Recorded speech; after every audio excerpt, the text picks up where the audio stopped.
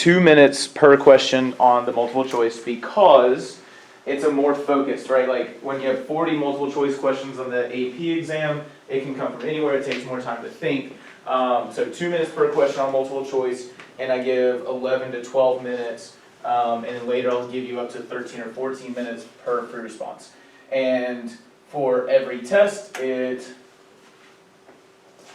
I will say this, on average it's 8 multiple choice per question, or 8 multiple choice per test, and 2 free response per test. That's pretty much allows me to assess all the ideas that are in that unit. But here's an example of a free response question. So let's look at these 3 parts to it, and please go ahead and pull the rubric out, don't look at it yet, and let's talk through these, and then we'll look at the rubric as we work through it. Okay? So 2A, or 2, an administrator of a large university wants to conduct a survey to estimate the proportion of students who are satisfied with the appearance of the university buildings and grounds. The administrator is considering 3 methods of obtaining a sample of 500 students. Because of financial constraints... Huh? Oh, hey! Can I have my work? No. Okay. Here's what we're working on right now. Thank you so much. I'm checking to make sure. What about the demonstration? Yeah, you're gonna have to make that up at some point. When you think you want to get back? Sure. So I'm just trying to make sure this has Are you everything gonna put in it here. in zero? No, I'm not gonna put it in a 0. I need you to fix that grade because I watched the videos. Did you finish watching those Yes, videos? I Because when I sure checked the other day, where I they sure had you hadn't did. finished. Okay. I sure Because did. when you told me you watched all 4 of them. Yes, I did. Okay. Yeah, you tell Last them. I checked, they had it. That's all I'm saying. I went and looked. Okay. I'll look again. But I did look. All right. So because of financial constraints, the first method the administrator is considering consists of taking a convenience sample. Already, right? We know it's bad. But again, convenience is right. BS, bad statistics. Convenience is easy. So a very large number of students will attend the first football game of the season, and the first 500 students who enter the football stadium could be used as a sample. Why might such a sampling method be biased in producing an estimate of the proportion of students who are satisfied with the appearance of the buildings and grounds? Now, so pause 1 second. I'll let y'all answer, but I just want to point out 2 things. One, this is one of the reasons why I gave certain feedback that I did on your prayer models, because there is something specific the AP exam is going to look for. On top of that, there's actually an AP exam tip that helps you a ton with this question and getting a right, where otherwise I probably would have even missed it because it's such a small detail, but the AP exam always wants it, okay? So what are we thinking for A here based on what we wrote? So Serena, you had your hand up first. What you got? Well, I don't know now. Well, just give us what you got. I think it would be response bias because a student who's willing to attend a university like extracurricular would be more satisfied with the campus. Okay. University. So what do y'all think? Response bias? Yeah, that's what I Put would. that and under coverage because they don't all have the same chance of being selected. So what is response bias again? Oh, that's when they answer Inaccurate answers to a differently. certain. When they Or have, like, the question is, like, when they might answer differently from the population. So you're, well, I think it's generally in a way that you influence the response, right? Okay. So I don't know that I would call it response bias. We'll look in a second. What would be a better term for this type of bias? Volunteers can no. I mean, Jaden's a. Maybe volunteer response, but I would say closer to under coverage. Remember when and so like this is from Skew the Script, and I like the phrasing they have there, when part of the population has a reduced chance of being selected, that's called under coverage, right? Okay, so I would say under coverage. Who are we undercovering, by the way? Like who are we missing? People People who don't like to go. games. So the people who don't like to go to the games, but we're not even just missing the people who don't like to go to the games. People who come to the People games more- late. Right. Could those first 500 be different than even the people who come later? People who don't have money to pay for to go to football games. Okay, so the question then becomes, how is this group different, right? So they might not be representative because the first 500, and you did hit on this, I will say, Serena, I will say this is something that I don't like but some AP teachers I've heard talking about this and I've seen them write about, if you're not 100% on the name of the bias, don't name the bias, just describe it on a free response question like this. Because I think response bias, you would miss out on the first part of this. But you saying the first 500 would be different from the those who don't go to the game, that's valid. It's just not response bias, it's under coverage. So would I get partial for that? Well, I think you would probably miss on part one of, or that first little bullet of part A. Let's see if they give a note.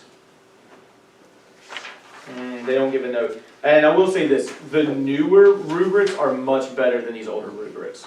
So they do a better job accounting for things. So we'll look at some newer ones soon. But again, under coverage, so a reasonable explanation for why the sample might not be representative. The first 500, what did you say about those first 500? A student who's willing to attend the university, like extracurriculars, like football games, often is satisfied with their school or campus. So they're different because they're more satisfied, they're going to the extracurricular, they're more satisfied with the campus stuff, right? Is that fair? So does that provide a reasonable explanation for why the sample might not be representative? Yes. Just be wary of that term response bias, right? Under coverage, yes, response, not quite. Is there a link between the non-representative nature of the convenience sample and the variable of interest? So did she address the idea of the appearance of university grounds?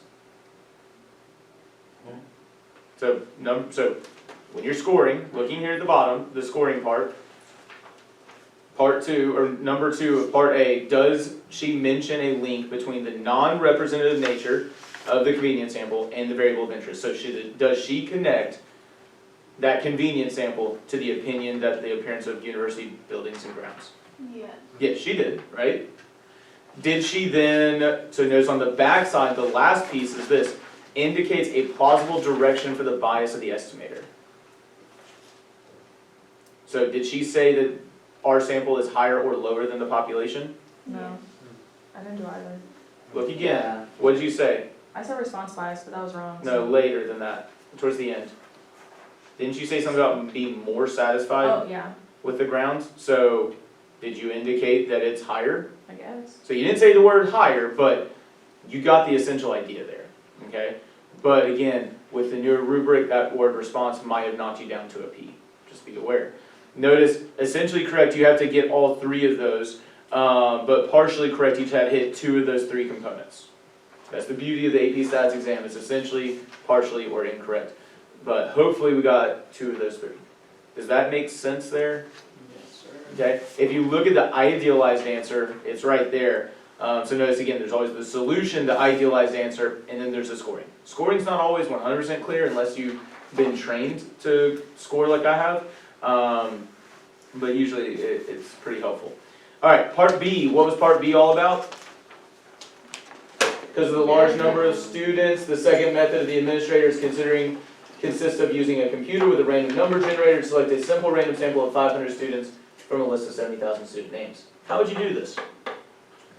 Don't hurt my heart. Label everybody 1 to 70,000.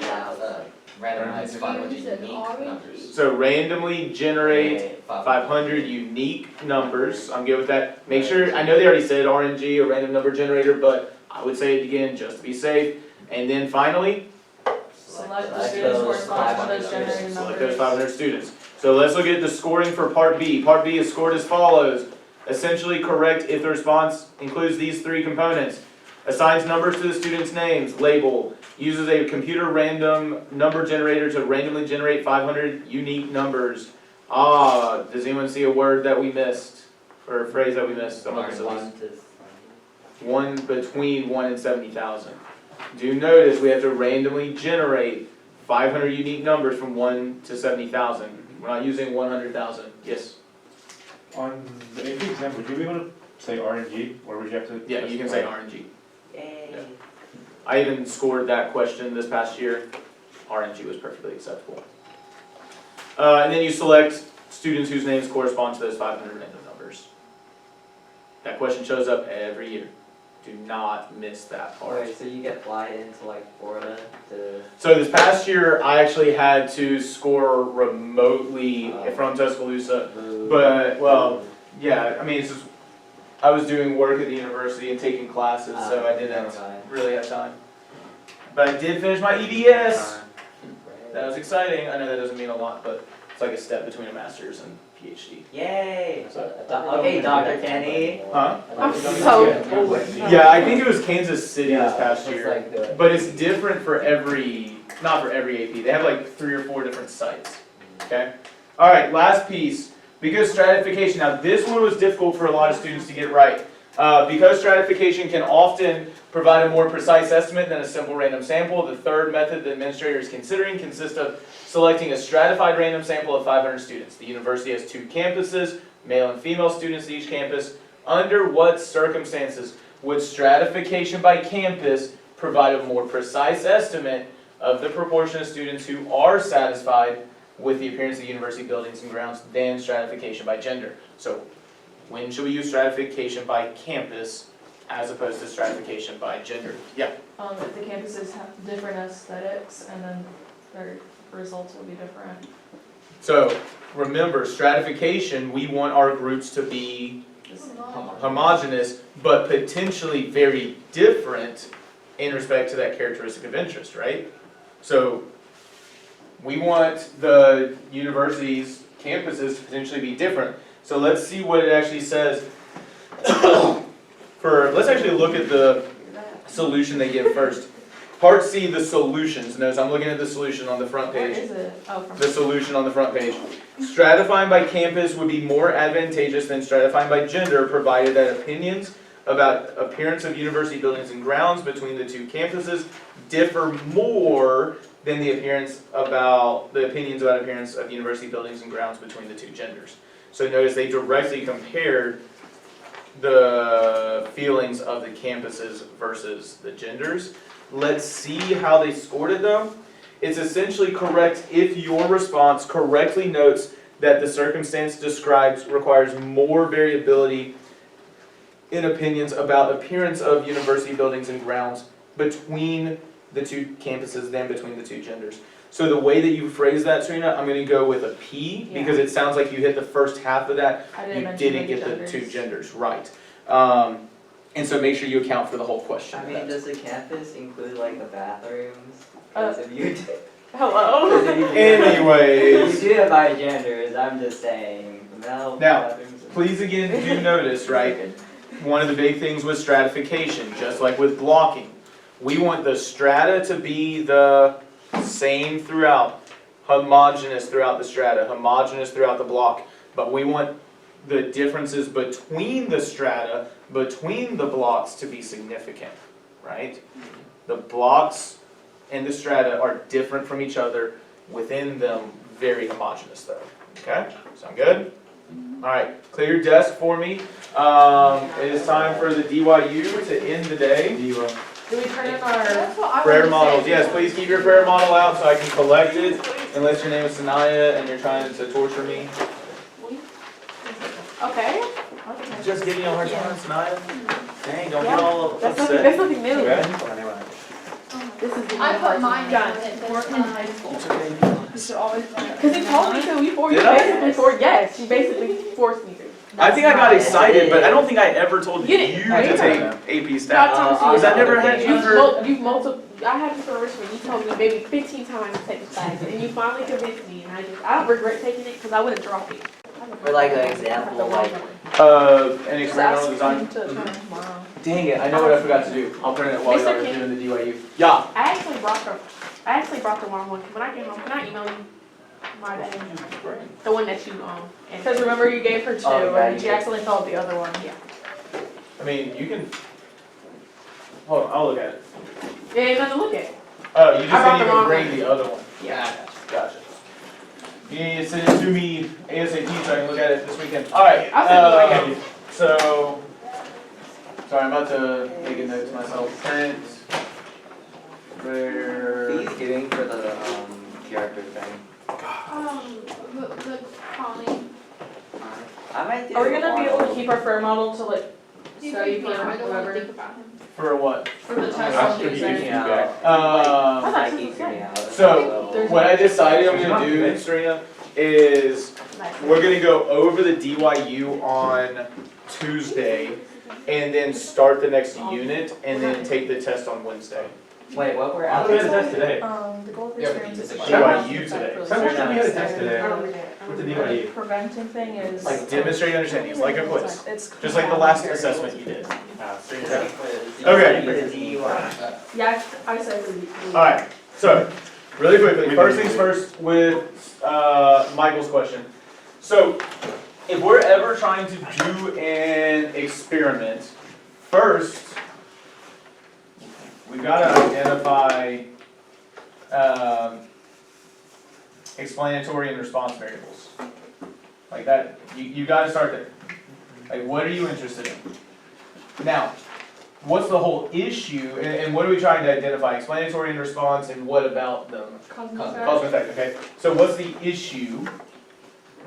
Confounding. So what do we need to do first to account for confounding? Control. Okay, control any confounding we can, right? So control, Group or just control? so you can say directly control or just control for variables you can. Now, there are some variables that you cannot directly control. Like I can't really control someone's gender. That's not a thing, right? I can't directly control someone's age. Now, I might only use 18-year-olds, but maybe I want to know more than that. Just that. What's up, Nate? I left my backpack in the cafeteria. Go. How'd you do that? I forget it, obviously. Okay, so control for the variables you can. Now, there are some variables that you want to keep that you're not going to keep all the same. Do you know what I would do with variables that could be confounding, but I don't really want to get rid of? No. Just use the random. Standardize it? So, but here's the thing, maybe it's a variable that I want to really truly account for. So randomization can filter out the effects of confounding, right? Replication can filter out the effects of confounding, right? I guess here, ID explanatory and response variables and treatments, right? Because we gotta have some kind of comparison. We gotta have some kind of comparison, I should have that in there. But what I would look for after this, you have to consider, so you're talking about randomization, but are you gonna do a completely randomized design? Or are you gonna do a blocking design? And it depends, right, but I'm gonna control the variables that you can, keep them the same. But there's some variables that you wanna kinda keep in there, and so you need to think about, am I going to use blocking, right? Or completely randomized. The idea of blocking and then random assignment is that you're accounting for variables that you know but you want to keep in the study. Pre-calculus students, algebra 2 students, geometry students, right? So blocking, or are you going to completely randomize? But you are going to randomize to do what again? Reduce Confounding, but how does that reduce confounding? repetition, she said. So that, no, randomization, random assignment. It does. So I want you to think about it this way. Random assignment, if we're talking about ACT scores, I want to see the effectiveness of an ACT program, right? Are there some students who are naturally better test takers than others? Are there students that have had more math than others? Yeah. But what happens if I take a big group and I randomly assign them to 2 different treatments? What happens to those students? They get all mixed up. They get all mixed up. It doesn't mean that they're going to be exactly identical groups, but random assignment will randomly assign all those different variables into the 2 different groups so that the groups are balanced. Okay, so it's not that the groups will be exactly the same, but the groups will be balanced. Does that make sense? So that's why randomization is important. It will balance those groups out. Okay? But blocking can also help you really focus in on specific variables that you don't want to just filter out, you want to pay attention to. And then what's the last piece? I guess I really should just make this 3. What's the last part, principle of experimental design? Comparison. So we definitely need to compare at the very end, but there was something else before I compare. There was another R word you said earlier. Repetition. Replication? Replication is the term we typically use, right? So replicate. Now, do be aware, what are we gonna replicate, or what do you have to be able to replicate? Treatment. Yes, and I want to be clear about that. Not the whole exact experiment over and over again. You just have to replicate treatments. If you actually put, what did I say earlier? It was like, Repetition. yeah, repetition. Repetition, just replicate, replication. What if I say repetition on the test by accident? Would that still count? It's still the main idea, but try to use the proper terms. It depends, we'll look at some pre-response questions in a minute to see how the rubrics work, okay? But that's the thing, it depends on each rubric. There's a lot of commonalities, but they change somewhat. And then yes, after all of this, we need to compare results. You have to have comparison. So all of this happens first, compare the results at the end. Bada bing, bada boom, you have established cause and effect. Or established there's not statistically significant data. Yep. Oh my god. Okay, does that answer these questions? I meant more like if you were given like a experiment you're supposed to do, how do you design that experiment? So you don't design the entire experiment on the AP exam. We will actually do that as a part of this class, but you don't design the entire experiment. On the AP exam, the most they'll ask you to do is to talk about potentially confounding variables. They'll give you an experiment, and you have to identify experimental units, you have to identify the treatment, stuff like that. They'll ask you to maybe describe the randomization, how you would randomize assigning treatment, stuff like that. But we'll look at that in a first response So you question in a don't have second. to say like, first you label all the. Well, if they ask you to describe the randomization process, yes, label your experimental units. Randomly generate this many numbers, assign those corresponding to this treatment, okay? But it's again, those 3 steps: label, randomly generate, and select or assign. That's it. Yes, I Serena? feel like I'm gonna forget, but can we go over the last question on the AP classroom? Let's look at that. So we're gonna look at AP Classroom a little bit. Michael, can you hit the lights for me? I'm gonna pull up the AP Classroom stuff. So we'll look at a couple of these. Why are they doing this? Why is my computer doing this? Is it because it needs an update? It's because it doesn't like you. I literally said, why does it hate me? I just said this. Well, I couldn't hear you. She wasn't contradicting me. Exactly, I was agreeing with you. Man, you're just repeating. That's how agreement, well, literally that's how agreement works. Yeah, and this is an important part of the experimental process. You're an Just experimental stick to AP stats. Oh. Stick to AP Stats, okay. Thanks. You're welcome. I just like that's your strong suit, not English. I mean, it's not as strong for me, but I wouldn't say my English is a weakness. Okay, I was just playing. I You thought ain't you gotta take come me at me serious. like this. What's your weakness?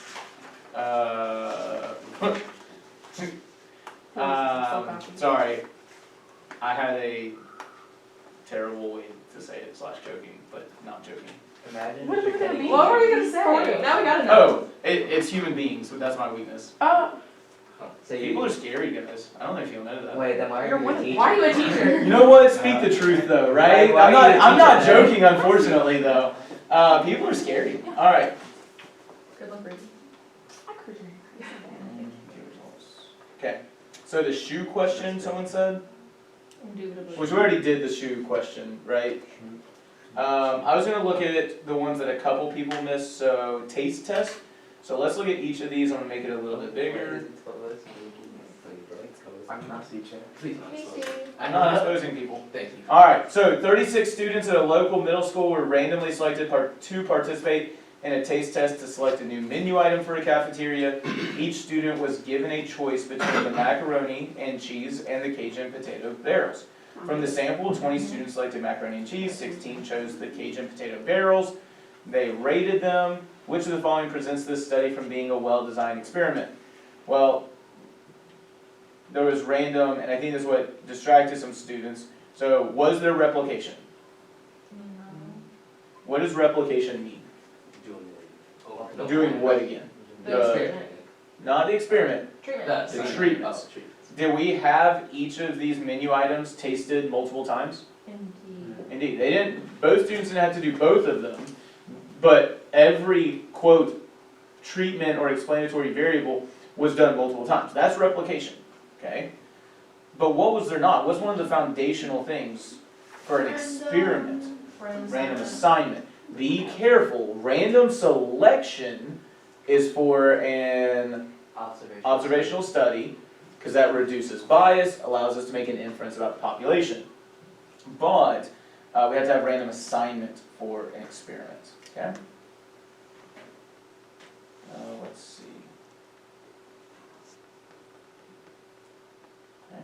So right here, an experiment compared the adhesion of 2 types of paint, A and B, to 3 types of metal, 1, 2, and 3, used in automobiles. 30 sheets of metal were used in the experiment. Half of each metal type will receive paint A, and half of the other will receive paint B.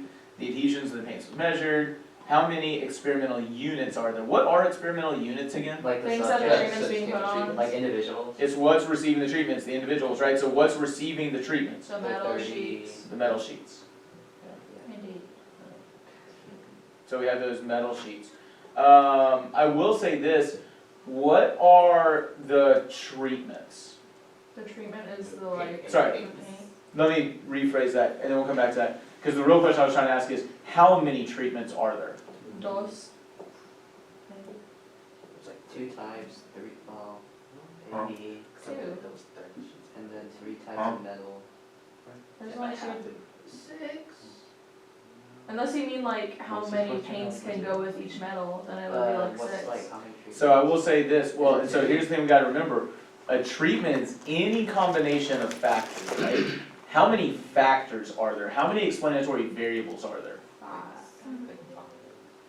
Wait, 2 times 3. Well, but hold on, how many It's like- variables it's like are the math I there? make up on the There's There's ACT. only There's 2 variables. I think There's the like- types of paint, That sounds about right. that's a variable, right? Uh-huh. There's the type of metal, that's a variable. That's 2 variables, okay? That's 2 factors. This factor has how many levels to it? Those 2 levels, A and B. This factor has how many levels to it? 3. trace. 3. So how many treatments are there? 6. There's 6 treatments, Yay, math. okay? So we need to recognize, again, that's where the concept of factors, levels, and treatments are important, right? We have 2 factors, 2 explanatory variables. We have 3, we have 3 metals, we have 2 paints, that's a total of 6 different combinations there, okay? But experimental units wise, there's 30 things we're applying. Pottery school wants to study whether the glaze of a stoneware bowl is affected by the temperature used to harden the bowls. They will use 3 different types of clay, because glaze can affect different clay in different ways. 8 bowls will be made with each clay type for a total of 24, and 4 different temperatures will be used. So I noticed down here a matched pairs design was chosen by 1 person. Notice the correct answer is a block. So why are we using a block but we're not using a matched pairs design? Because we want each type of like clay to get the treatment for each temperature. Yeah, and how many treatments are there? 3, I think? Wait, 4? I Can don't you know. go Okay, up sorry. again? I didn't really. 4. There are 4 different treatments, right? Can you do a pair if you got 4 treatments? No. Matched pairs only works with 2 treatments. Okay? And so we couldn't do a matched pairs there, but we could block. What was a potentially confounding variable that we want to account for? Like each type of clay not being able to. Right, those 3 clays act differently, don't they? So I don't want to just randomly assign temperatures. I want to look at each set of clay, that's my block, and we'll go from there, okay? Completely randomized design would be fine except for that one potentially confounding variable that makes us want to block. Does that answer our question for number 8? Indubitably. Sweet. And then this is the one that most people, or not most, half of us miss that have done it so far. So, the owner of a plant nursery will conduct a study to investigate whether a new fertilizer is more effective than an older fertilizer in helping the growth of young tomato seedlings. The owner selects a simple random sample of 50 young tomato seedlings from all the young tomato seedlings. Half of the selected seedlings will be randomly assigned. The growth of the seedlings will be recorded was the main reason in the study for selecting a simple random sample from the population. So 3 of us said, so like right here, let's talk about that. Do you have to have a simple random sample to do random assignment? No. No, remember usually with experiments we have what kind of subjects? Volunteers, right? So you don't have to have random random selection at all for an experiment. But what does a random sample allow us to do? Make an generalization to the population, right? So don't forget, random selection allows us to filter out the effects of bias, make inferences to the population, whereas the random assignment would have allowed us to make an inference about cause and effect. So remember, assignment, cause and effect, selection, filters bias, allows us to make generalizations or inferences to the population. All right. You ready to do a couple AP multiple choice questions? Sure. So let's look at, Wait, you forgot my question. what was your question? It's up on the chalkboard. Oh, they made it big. Go over inferences? Yeah, an experimental design. Yes, you do it. But come here. I just did inferences. I'm talking about experimental design. I Because don't understand the question on there. I didn't understand the first one where it was like language of it. Yeah, I didn't understand that. The language of experiments.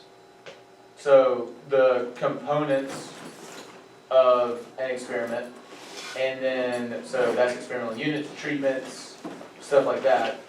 The principles of experimental design, that was your replication, your random assignment, your control, and blocking, stuff like that. Okay. So, principles of experimental design and components of experiments is what we should be looking at there. Thank you.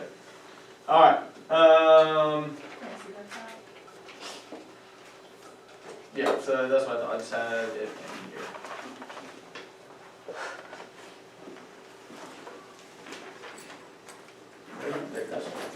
What day are we doing it?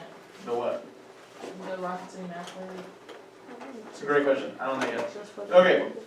Which question did I ask y'all to do last night? This Oh, one? That one? Yeah, that one. Okay. So let's talk about this one quickly. So make sure you have this one out. We should be pretty familiar with it. Because I know all of my AP Stats students definitely. Did we end up answering this question, Nate? I just didn't see the question about the 30. I think it's something. Okay. Less than 30, above 30, but. I'll look again. 30 is an important concept when we get to a later unit. Don't sweat it right now. At least from what I don't remember a question. I'll go back and look for it. So looking here, all right. So we got these 12 windows. We're trying to test out different windows. And so what was it? We have windows A and B, and we're testing heat gain for those two different types of windows. We got 12 window boxes.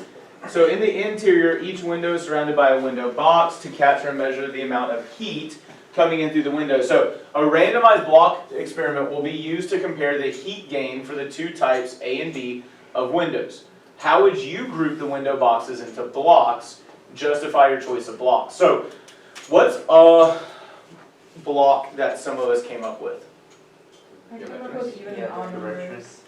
I'm That's confused. probably Yes, wrong. ma'am. Oh, it's on the back. Yes. Yeah. So what blocks? Mine's probably wrong, but I did even and odd numbers. So you did blocks, you say did 1, 3, 5, 7, 9, and 11 versus 2, 4, 6, 8, 10, and 12. Now, tell me, remind me guys, what is kind of the major principle of blocking? They have similar character. They are similar, that block is homogeneous in respect to a potentially confounding variable, right? What do you think is a potentially confounding variable here? Where the Basically, sun it's comes in. The orientation. The orientation, the direction, because I think Nate was talking about it, that the sun rises in the east, sets in the west, right? So maybe these get a different amount of sunlight than these do down here, and these get different than here. So will this allow me, are these going to be homogeneous in respect to that confounding variable? I think so. I don't know. Well, so like 1 is here, Oh, 3, 5, 7, 9, 11. Are all those windows going to be similar No. in respect to that? I thought that the two blocks were gonna be similar. What to, so like this, okay, so, but no, okay, so I see what you're saying. But remember, it's homogeneous within the block, but the blocks are very different. Okay. Because remember, we're going to randomly assign from within the block. That's the whole idea. So we're going to assign from each block to the treatments. So what's a different scheme that some of us thought of? next to the doors. South, east, west. Okay, so you did next to the doors, so that only gives you these two. And Well, these yeah, two, but right? then the other two are not. So are you only using these? You're not using these at all? I mean, you could also put them into groups. Okay, so could we do these blocks? But this isn't, we just also could, like, we need to use all these windowsills. So in your scheme, your blocks are 1 and 12, 8 through 11, 6 through 7, and 2 through 5.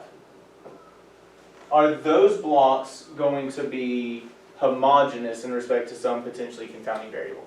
Yeah. Probably, right? Notice that's the orientation, that these would be the same, these could be the same, these could be the same, these could be the same. So those are maybe like fair blocks. We'll check the scoring rubric in a Yeah, second. because if you open the door, maybe more heat.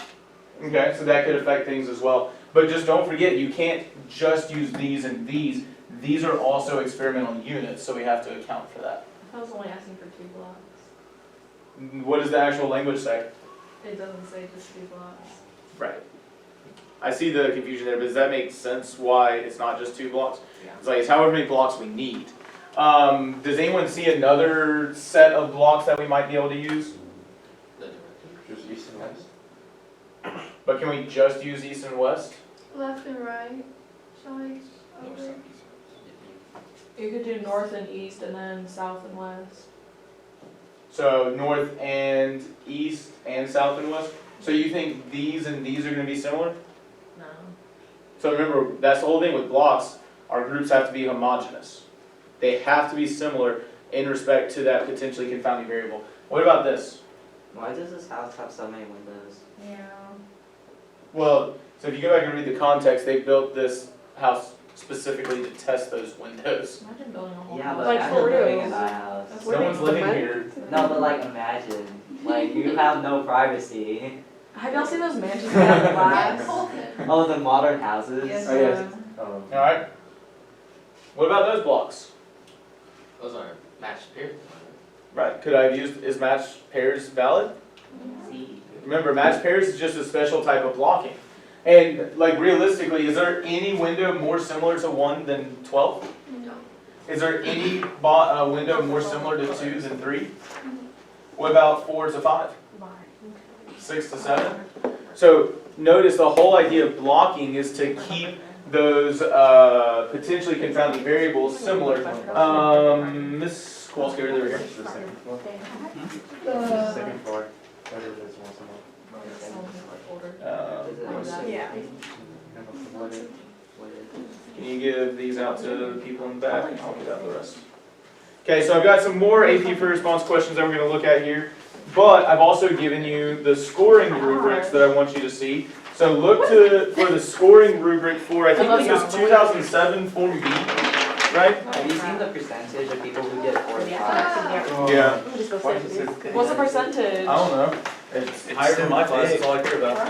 What grade do you have? What just happened? I still have. Wait, yeah, I just got rushed with like What 8 just happened? What is all this?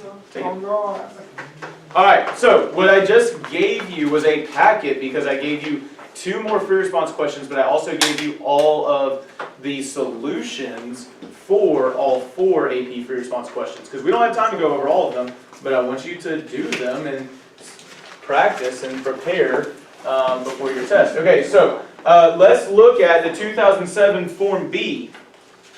So go to 2007 Form B, scoring guidelines. I'm confused. Is that No, scoring that. So guys, they're scoring guidelines. There's made back my It's the second to last Oh, page. out of order. Oh, on this. Or third to last. It's hard to search through things. Third to last. Okay, so notice there's blocks that they made in here. They said acceptable blocking schemes. Did we identify some of those blocking schemes? Yes. Sure. Yeah. Notice this is the match pairs setup that they have in there. This is the top option, and then this is the bottommost, right? Notice the justification, part A. And what they have right here is the solution. We're going to look at the scoring component in a second, but in the solution it says we want to create blocks of homogeneous units. Notice we went back to the definition of what a block is.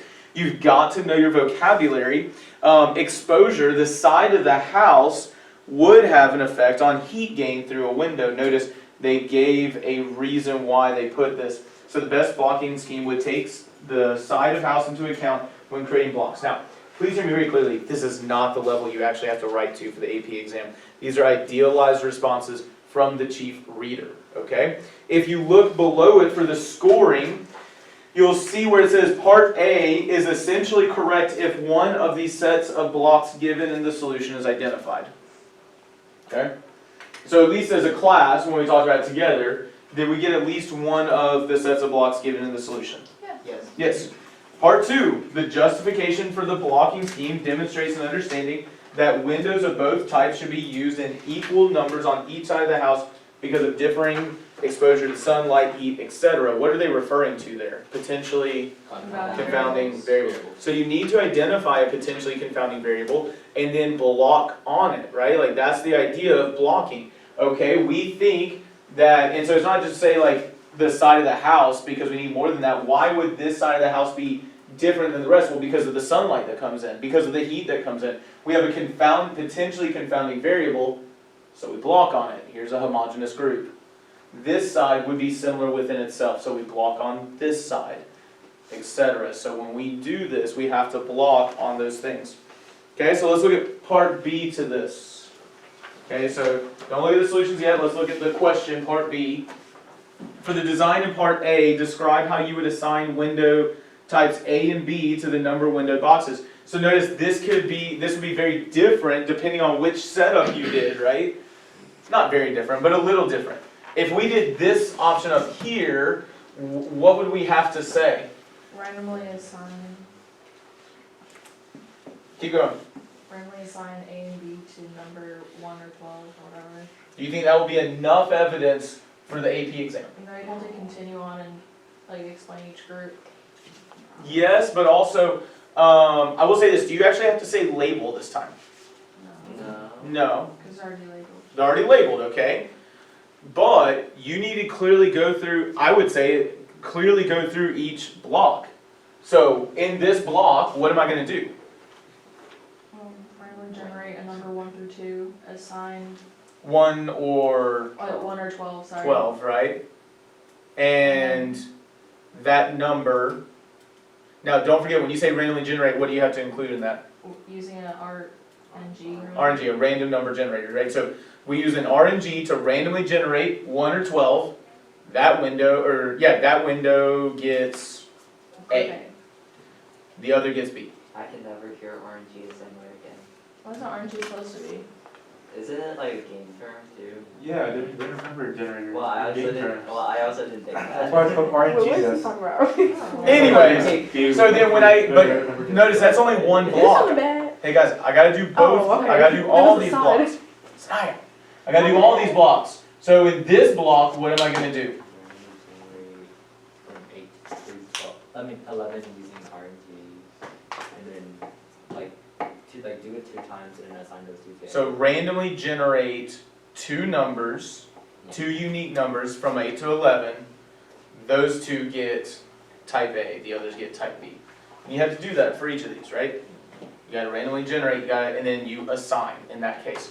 Down here, use a random, you could, actually it'd almost be easier, randomly generate one of the two numbers, that window, or that one gets type A window, the other gets type B, so notice that would be a little bit quicker. I guess up here you could also even just say, use a random number generator to randomly generate half of the numbers for that block.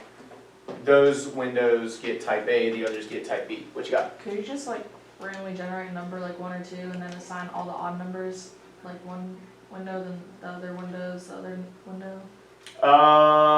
You can, I've just seen it get dicey for students, so I would highly recommend just sticking with these designs.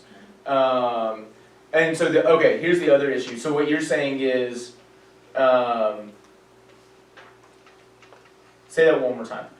Like, say we're using the second thing of blocks that we have up on the board. This and- one. Yeah, and we just like randomly generate a number, 1 or 2, like 1 corresponds to odd and 2 corresponds to even, and then depending on like which number we got, we'd correspond. Yeah, you could do that, but I would just do the 1 or 12, the 2 or 3. It's already there. Just use those labels. You can do something like that. It's just cleaner a lot of times to do it with the labels that are already there. Okay, so let's look at the scoring rubric. Oh, and notice on the scoring for part A is partially correct if you only get one of the two elements.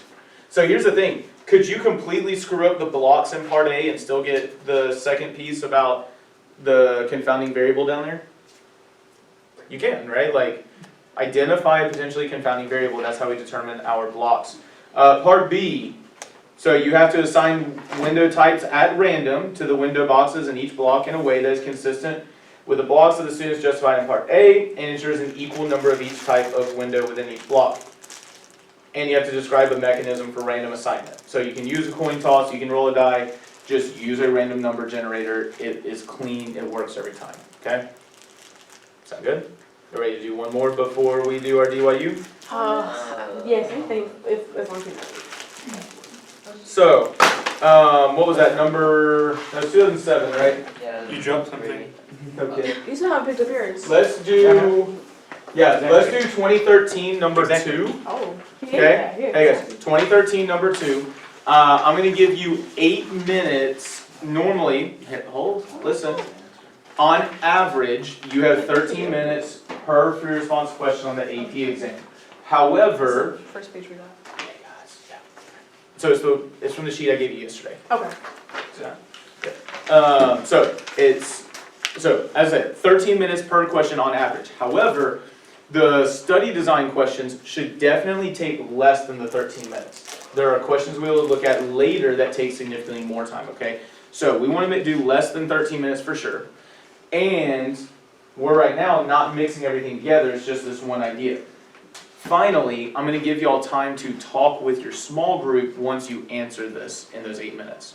So, we also need to practice being speedy, right? You're going to have a limited amount of time for the AP exam. So you got 8 minutes on the clock, get as much done as you can.